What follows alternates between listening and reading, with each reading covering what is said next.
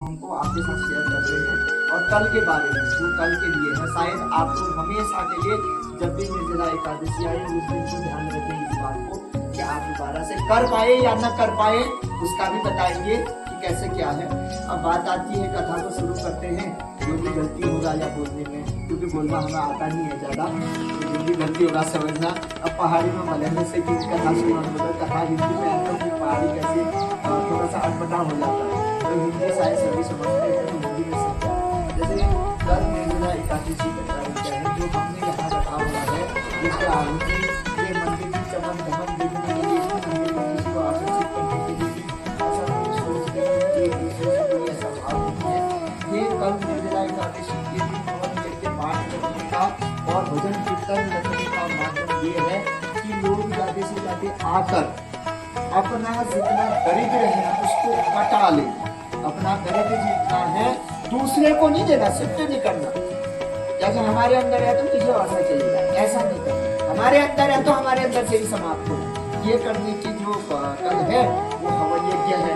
और दूसरी बात ये कि उसमें यज्ञ में बैठने का अपने स्तर से जो हो सकता है, ये नहीं कि आपको बहुत कुछ करना है।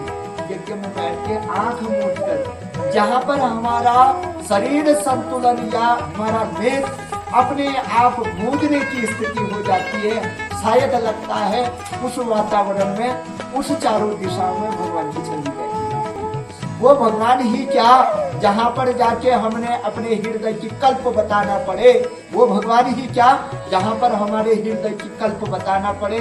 भगवान तो बिना कहा सुन लेते हैं, ऐसी भगवान की चमक होती है। शायद धरा में भूधरा में कहीं कहीं ढूंढने से भी नहीं मिल सकता, लेकिन ऐसी आवृत्ति भगवान की है। जिस प्रकार जो है तुलसीदास जी कहते थे, एक बात को सुनना, जैसे भगवान और भक्त का ऐसा तालमेल होना चाहिए कि भगवान जो तुलसीदास जी ने लिखा है, कहा है उन्होंने कि प्रेम पुलकी के वट कहीं नामू, कीन दूर ते दंड प्रणाम, राम सखा ऋषि दरवस भेटा, और के जहूं वही स्नेह समेटा। इसका अगर परिकल्प वो किया जाए तो इसका तोड़ किया जाए तो ये होना चाहिए कि एक केवट एक निषाद जो सबसे बड़े वशिष्ठ जी थे, ऋषि वशिष्ठ जी की वशिष्ठ जी जो ये आए हुए हैं, ये क्या है कि निषाद राज है, केवट जी है। तो बोलते कि कौन सी जाति ये बोला जाता है। तो फिर कह रहे हैं कि राम से क्या है मिलेगा, राम से क्या कहते हैं कि राम सका ऋषि दरवस भेटा, तो राम का मित्र है। ये जो मित्र वाली बात आ जाती है, सखा वाली बात आ जाती है, वो दौड़ते दौड़ते बिना कुछ सोचे दौड़ते दौड़ते नीचे से पकड़ के मुझसे पकड़ करके गले से लगा के इतना प्रेम समेट लेते हैं, स्नेह समेटा, इतना स्नेह समेट लेते हैं। कहते हैं कि अगर राम का सखा है तो इसका मतलब कुछ बात होगी इसमें। तो कहने का हमारा क्या तात्पर्य, कहने का तात्पर्य ये है कि बनो केवट जैसा प्रेम लेके बनो, केवट जैसा प्रणाम करने की कोशिश करो, तो कोई भी भगवान, कोई भी राम, कोई भी वशिष्ठ, कोई भी कुछ भी हो, वो आपको चरणों से नहीं यहाँ लगा लेंगे। तो ऐसे बनने की कोशिश करना। एक गुणवंत नाम के एक राजा होते हैं, गुणवंत नाम के एक राजा होते हैं। इसका खंडन जो है स्कंद पुराण में दे रखा है। स्कंद पुराण में है, पेज नंबर 610 या 11 में है, इसका प्रमाण है। और जो गुणवंत नाम के राजा होते हैं, गुणवंत नाम के राजा का एक लड़का होता है धर्मांतरण करके, तो एक होता है, उसकी पत्नी होती है और पत्नी का नाम संध्यावली होती है। और वो लोग क्या है कि राजा का अपने परिसर में, अपने जगह में एक इतना सुंदर वन विहार का मतलब कि एक अच्छा बगान, फूलों का या पेड़ पौधे का अच्छा बगान पूरा बोए होते हैं, फार्म हाउस जैसे बहुत अच्छा ऐसे बोए होते हैं उन्होंने, जहाँ पूरे स्वर्ग लोग, पृथ्वी लोग में उसकी चर्चा काफी होती है उस बगान की। हर कोई वहाँ टहलने के लिए आते हैं, घूमने के लिए आते हैं। तो क्या रहता, स्वर्ग लोक से भी देवता लोग आते हैं, कभी कभी दिखते तो में आते हैं। और अब बात क्या है कि वहां पर जो है एक अप्सरा होती है। अप्सरा जो है वो अप्सरा एक दिन जो है ऐसे टहलने के लिए वन विहार में आ जाती है। अब अप्सरा है, इतनी में सुंदर है तो आ जाती है। ऐसे आने से जो है अपने टहल भी होती है, तो एक कंकर का एक कांटा, कंकर समान एक कांटा पैर में चुभ जाता है। तो पैर में चुभने से अप्सरा है, पैर में चुभ जाने से खून निकल जाता है। अब खून निकल जाती है तो वो दोबारा स्वर्ग लोक नहीं जाता, अप्सरा है, दोबारा वापस नहीं जाता क्योंकि खून आ जाता। खून आने से फिर जब लोग का वापस नहीं जाता। अब रोने में लग गए काफी ज्यादा। अब ये कब की बात है, ये तब की बात है जैसे आज दसवीं है, लगभग चतुर्थी या पंचमी के दिन की बात है, चतुर्थी या पंचमी। तब से लेके रोने में लग जाती है वो लगातार कि मेरा पुण्य खारिज हो गया, मैं दोबारा वापस नहीं जा पा रही हूँ, ऐसा क्या करूँ जिससे मैं वापस जा पाऊँ। काफी दिनों से चल रही है और फिर भगवान के भजन कीर्तन में लग रही है कि कुछ न कुछ पुण्य, लेकिन होता कुछ नहीं।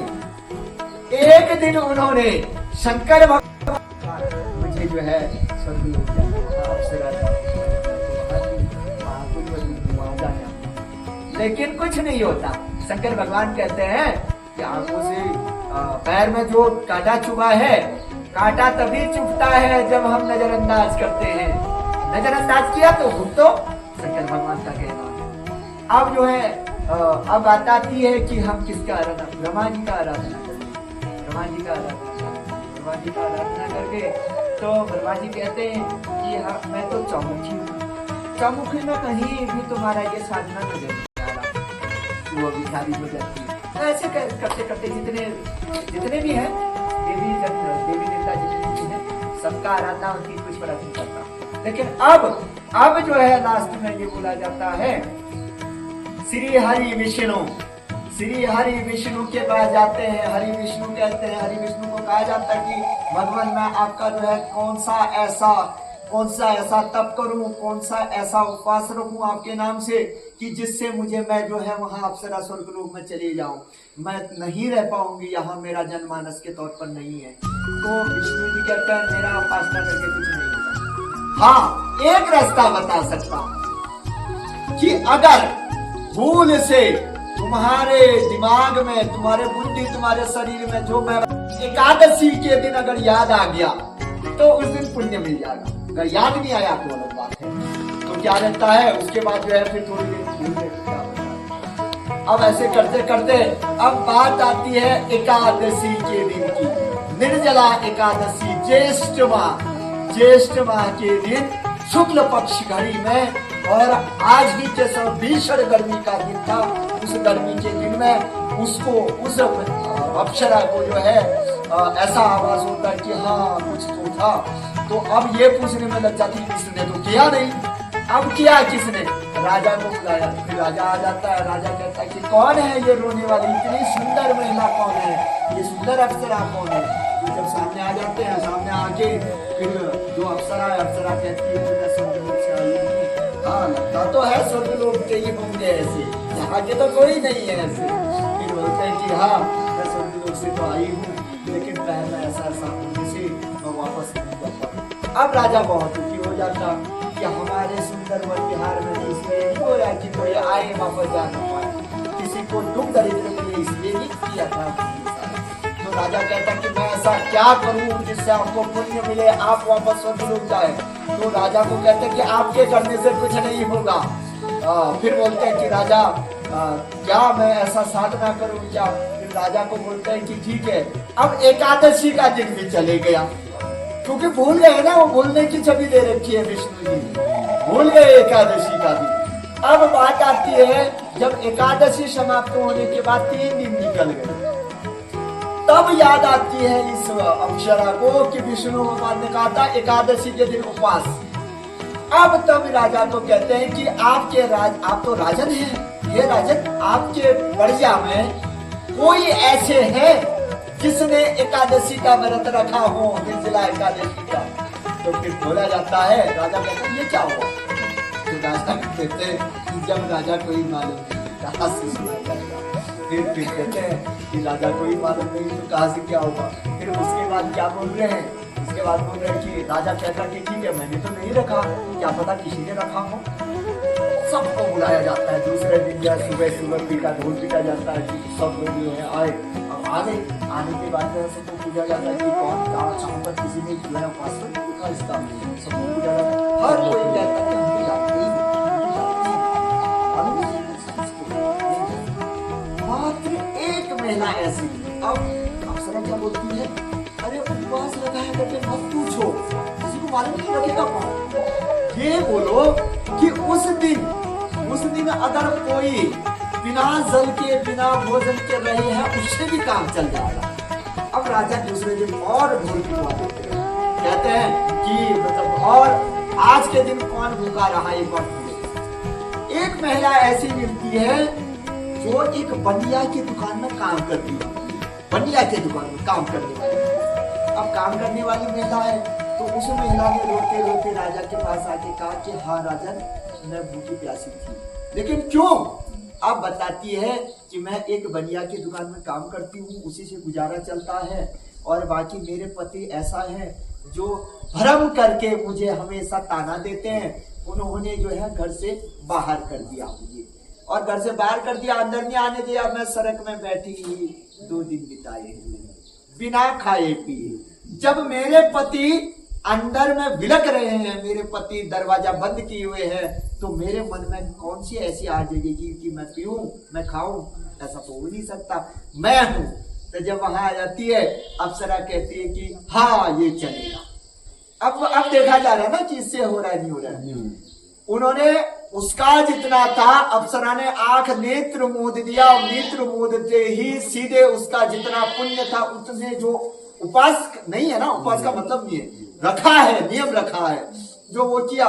फिर राजा को कहते हैं कि सारा जो प्रक्रिया होता है इसका जो है सामान लाके चढ़वा दो, जो सामान है चढ़वा दो। उपास तो रखा ही है, चढ़वा दो, सामान रख के चढ़वा दिया। और उसके बाद तुरंत से जो है अप्सरा के शरीर, उस महिला का पुण्य जो भूखी प्यासी रही, उस महिला का पुण्य जो है इस जो अप्सरा थी उसके शरीर में पुण्य प्रवेश कर गया, और पुण्य के चलते जो है वो फिर स्वर्गलोक चली गई। अब बताइए आप राजा ने क्या कहा, ये ध्यान देने की बात है।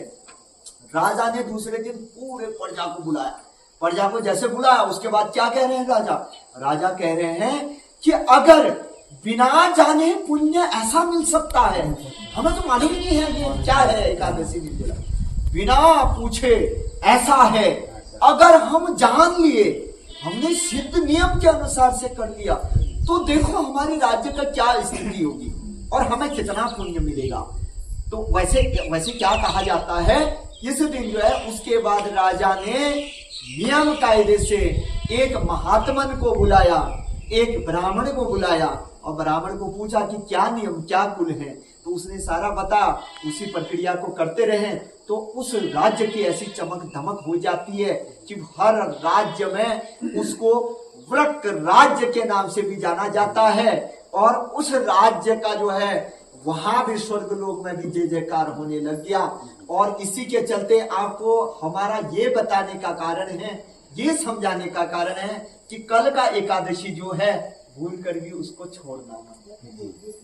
अब ये बताइए, जब बिना कुछ शिवजी भगवान का सोमवार का उपवास का कोई फर्क नहीं पड़ा, और जन देवता का रखा कोई फर्क नहीं पड़ा, गलती से एक महिला भूखी प्यासी रही, इतना पुण्य चले गए, और जो सर्वलोक में अप्सरा चली गई होगी, उस अप्सरा ने बताओ उस महिला को कितने वरदान दिए होंगे, कितने वरदान दिए होंगे।